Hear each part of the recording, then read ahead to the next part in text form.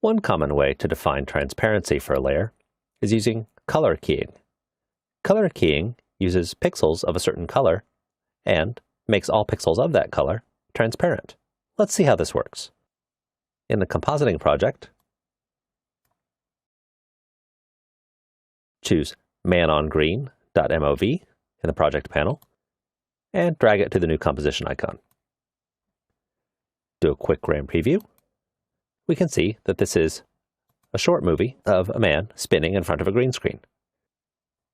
If you have the foresight to shoot your movie in front of a green screen, then you can tell After Effects to take all of these green pixels and make them transparent so that you can composite your actor in front of another background. Let's try first to simply apply the key light effect to this layer. Enter key light in the search field in the Effects and Presets panel, and then drag the key light effect onto the layer. Use the screen color eyedropper and pick a shade of green very near the actor. Notice, looking in the info panel, that the green value here is 0.9255, but if we move out here, it's 0.6314. In other words, this is not an evenly colored screen. You always want to choose a color very near your subject. And there, we've keyed out the green. So, we're done, right? Unfortunately, not quite. Let's zoom in and take a better look. I'll turn on the transparency grid for the moment. If we zoom in and look at this logo, we can see when we position the mouse pointer over the logo that the alpha channel values are not 1.0. They're 0.9, even down to 0.88. In some areas, even down to 0.85. So, in this area right here, we have a little bit more work to do. If I zoom back out and look up here, we'll notice that the alpha channel values are not 0.000 as they should be, but instead 0.1490, almost up to 0.2 in some areas. We're going to take care of both of these problems using some best practices for keying. We don't need to worry about these areas out here far away from our subject if we draw a garbage matte. And we don't need to worry about these areas within the core of our subject if we use a holdout matte. Let's begin with a garbage matte. I'll delete the key light effect and we'll start over. So I'll begin by duplicating this layer, and on the bottom layer, I'm going to draw a very simple garbage matte. I'm going to press page down a couple of times until I get the man facing straight on, because that's where he has the greatest horizontal extent here in the image. So here, I'm just going to draw near him. I don't have to be precise. The point here is to just define an area that the key light effect is going to have to focus on. I don't want the key light effect to have to worry about all of the green that is far away from the subject. I want it to be able to concentrate on just the green that is very near him. I'll turn off the top layer here. And there. Now we can see just inside of our garbage matte. I'll do a quick preview by dragging back and forth to make sure that no part of the man sticks out during any part of this rotation.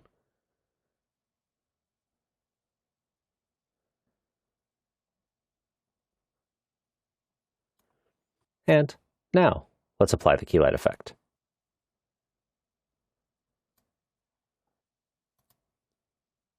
And choosing green very near him. So this has taken care of one problem. It means that this area out here all has perfect 0 alpha. Let's zoom in. And a little bit more. And here we still have some areas that we need to deal with. Let's go to View, Screen Matte, and notice that we have some gray areas here where these should be all black. If you drag the screen gain just a little bit until this becomes pure black, that can make that problem go away. And you don't want to go too far with this, just far enough. That looks pretty good. Now notice, you can also see the problem of the logo by looking at the screen mat.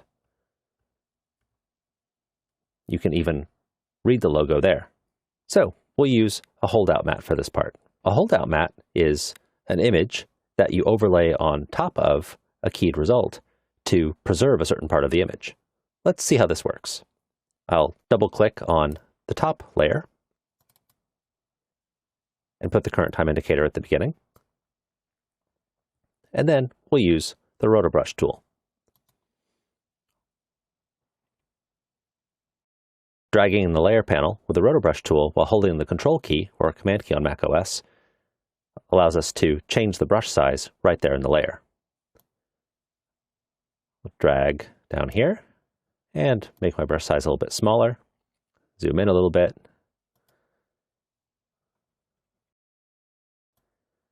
I'm going to press the Accent key. That's the key above the Tab key and below the Escape key on a standard US keyboard. That maximizes the layer so I have more room to work. And I'll press Page Down just to go through one frame at a time and check the results. Doesn't look very good down here, so we'll zoom in.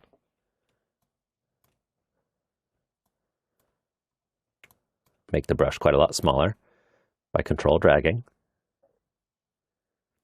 And holding the Alt key or Option key on macOS, we get the red pointer that tells us that when we drag, we'll be defining background, not foreground.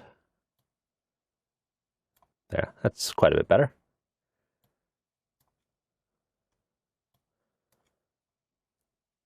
That's about as good as we're going to get there. And zoom back out. Just touch up this area on the side of the leg here. And go ahead another frame at a time. We don't have to be pixel perfect here because we're just going to be using this for the core, not the edges.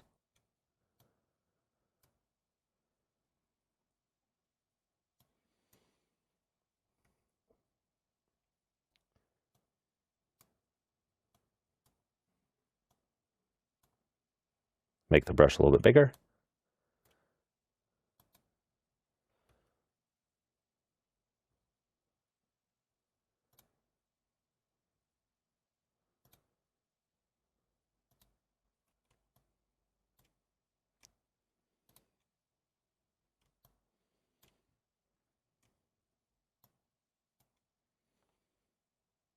And we're almost done.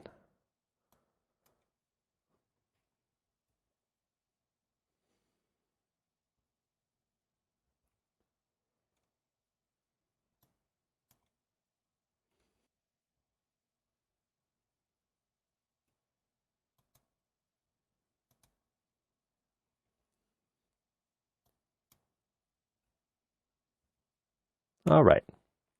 So I'll press the Accent key again to return the panels to their regular size. And then I'll choke this a lot, meaning bringing the segmentation in. So we're pulling this in from the edges quite a lot so that we just preserve the core. Now, if I go back to the composition, select the layer with Key Light, have it show final result. Now, we still have our holdout layer turned off. Notice the alpha of 0.90 here. Now, if we turn the holdout layer on, the alpha is pure 1.0. Perfect. So zoom out. And here we see that we have a problem with our holdout mat, which is that it wasn't doing a good job with the hair at all. So we can go back to our holdout mat. And here, just draw a mask, excluding the entire top here, saying that we're not going to use the holdout mat from the top part of the body. Then go back to the composition and press Ctrl-Shift-H to not show the mask. And there. Now we aren't using the holdout mat at all for the top part of the body here, but we are using it down below. I'll press page up a couple times.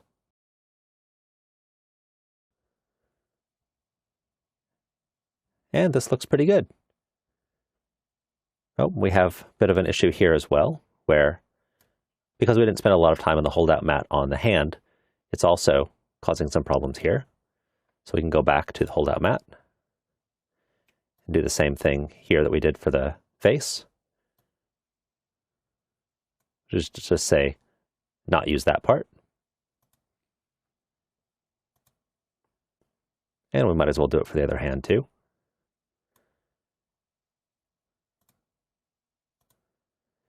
And another way to go about this, since all we really cared about was the pants, would be to just draw a mask around the pants and have those be add.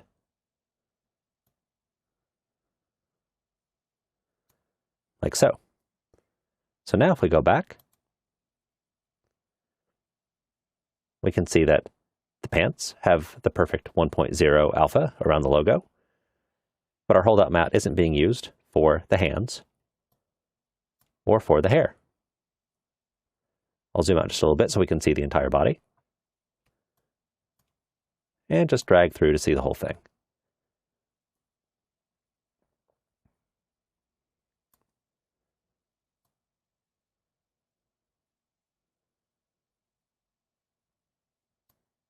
Looks pretty good. You should check out more advanced videos on using Keylight to work on such things as de-spill, to remove the green spill coming from the screen and reflecting off of the body.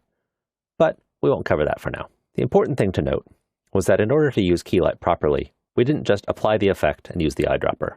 We needed to use a garbage mat, and we needed to use a holdout mat. You don't always need to use either a garbage mat or a holdout mat. The point is that sometimes you need to build your mat up piece by piece, using different methods for different parts of the image, depending on what's called for given the imagery.